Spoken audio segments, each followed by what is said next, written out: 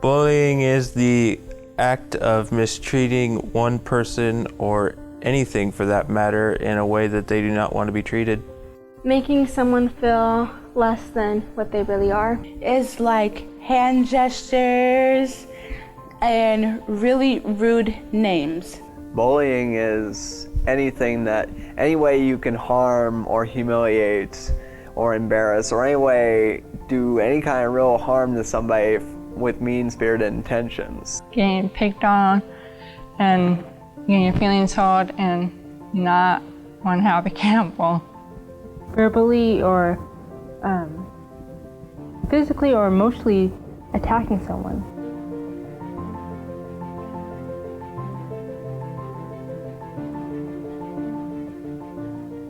"13 million American youth are bullied every year, and 60% of those youth are students with disabilities. In 2010, the Washington State Legislature passed the Substitute House Bill 2801 that prohibits harassment, intimidation, and bullying in Washington State schools.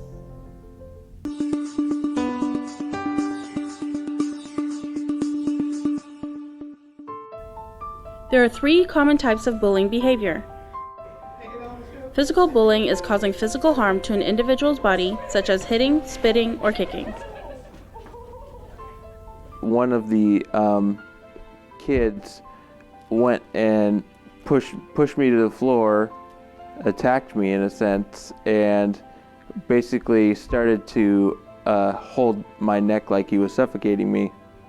Verbal bullying is using mean language to intentionally hurt someone else by teasing or name-calling. Why do you even try? I mean, she's just so hideous. Exactly. Why? I don't get it. I mean, come on, you can't pull off that kind of hairstyle.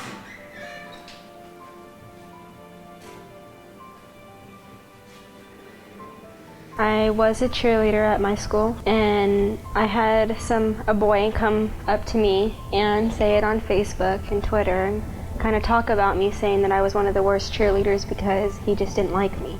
It got to the point where I just couldn't do it no more. I didn't go to the games anymore. I didn't even go to support my team. I just stayed home and just cried at home because I felt less than I really was. Cyberbullying, or technological bullying, is using technology to harm or harass others through text messaging, emails, Facebook, Twitter, and other social media websites. They got cyberbully. Text was that you are really fat, and that's why the one of the friend killed themselves because of that.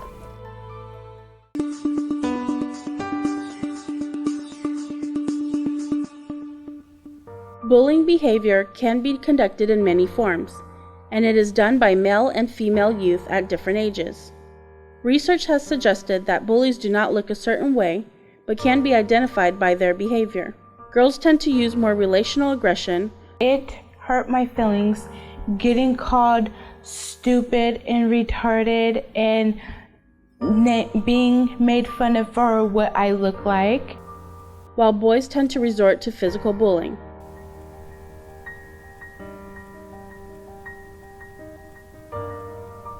This is not to say that girls won't be physically aggressive or boys won't exclude others, but there are tendencies in bullying that are influenced by gender. Back then, they just laughed because I wore glasses or because I couldn't read as fast as the other kids could. Now it's more on how I look, my appearance when I come to school. There are many reasons why youth bully others, but research has shown that bullies conduct themselves in bullying behavior to feel powerful, important, and to seek attention from peers. Youth bully because they have watched others act aggressively. Bullies have witnessed aggressive behavior being rewarded by parents and peers, or bullies have been treated aggressively themselves. It seems to me that something violent has to happen before you get any type of help, and that's ridiculous.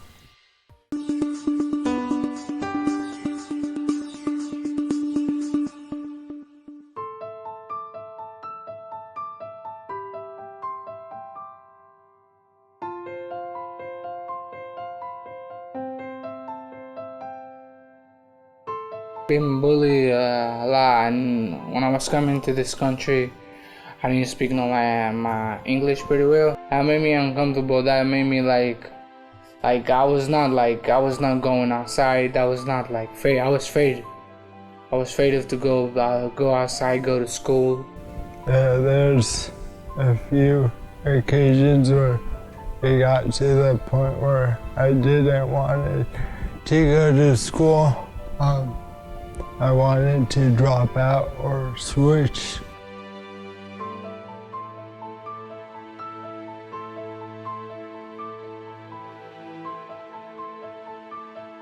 When Starla brought it to my attention, my first reaction was to bring it to the school. And I'm sorry that I'm getting emotional. I didn't realize that it's affected me as much as it has. But Starla was, Mom, please, don't say anything, because I still have to go to school with these kids.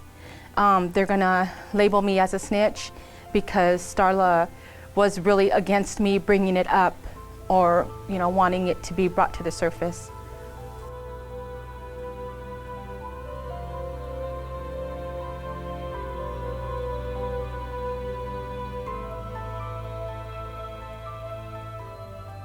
They would always call me cripple.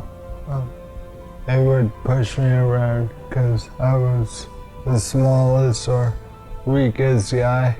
No, every time I used to call, even when he was in high school, there was a lot of issues all the time. And when I'll call them and I say, this happens to my child, and I want to know if you're going to take over this, you're going to do something about it, or do I need to call the police and let them know what's going on?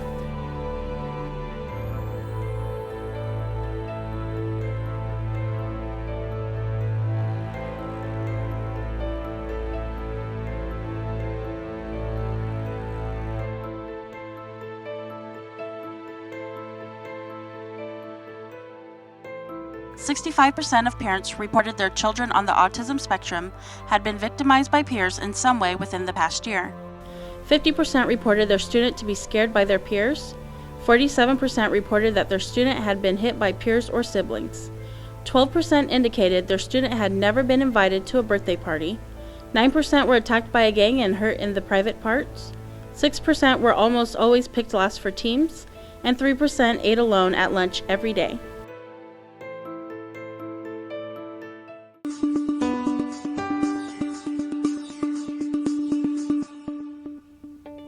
Youth with disabilities may not always realize that they are being bullied, which makes it the parent's priority to recognize the signs of bullying. Parents should always be supportive and should never encourage their student to fight back bullies. School division policies should outline procedures that will be followed to ensure prompt investigation and response to any report of an incident of bullying.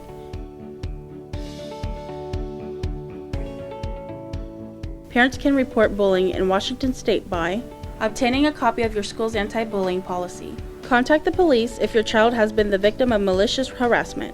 Follow your school's procedures for filing a written complaint. The school is required to conduct an investigation. After the investigation, if you think the school has not adequately addressed the issues, file a written complaint with the district HIB compliance officer.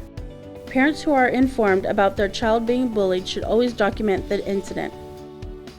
The following template has been created for students with an IEP or a 504 plan from the PACER Center, which will help guide parents how to report their child's bullying to the school district. A school that fails to respond appropriately to harassment of students with disabilities enforced by the Department of Education and the Department of Justice may be violating civil rights laws.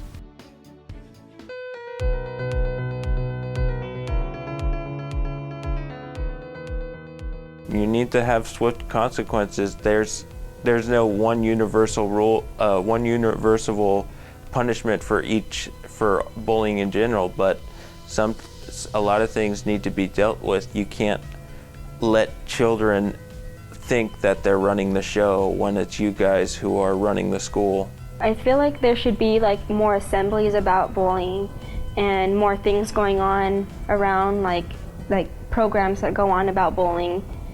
That would help a lot more in schools too. I think there should be some kind of speakers or someone who comes in to educate them. Be more involved in their child's life and involved in their school more. The kids who are disabled are getting bullied because other kids do not know. It comes from home. If you don't teach your kid, everybody's equal. You're not supposed to bully someone because of the language barrier. You're not supposed to bully someone because they cannot walk. It starts from home, but if it doesn't happen from home, the school, what they need to do is either have bully preventions or have some kind of events, including kids with disability.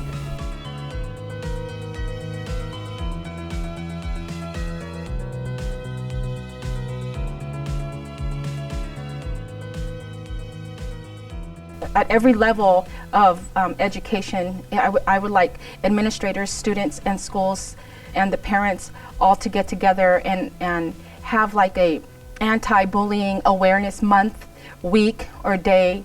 And I would like to have a color connected with that, just like heart disease has red, to where it's recognized as just as important, because bullying has taken lives at a higher rate than it has ever before.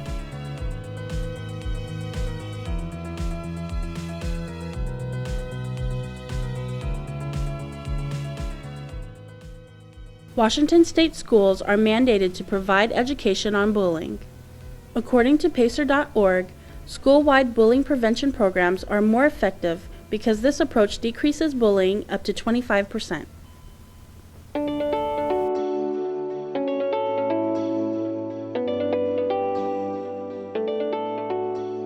A strong sense of self-confidence can help you from being a victim of bullying. It's because if you don't feel confident, then you start believing them, and then you become weaker. My mom talking to me about it and making me feel a lot better. And then I have my best friend, Roberta, and I finally found someone who didn't, never talk bad about me, was always there when I needed her, and she always told me that anything that anybody says didn't matter. Confidence, that's what helped me. I was aware, and I realized, no, this is not okay.